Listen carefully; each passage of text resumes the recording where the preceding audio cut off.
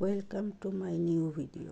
আজকে আমি আপনাদের মাঝে নিয়ে হাজির হলাম একটি এগলেস কেকের ভিডিও নিয়ে।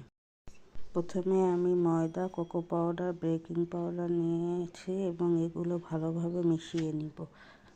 মিশিয়ে নেওয়ার শেষে আমি বেকিং পেপার দিয়ে কেটে নিচ্ছি মোল্ডের সাইজ মতো। তারপরে আমি সেটাকে তেল দিয়ে এটাকে সুন্দর করে রেডি করে এক সাইডে রেখে দিব।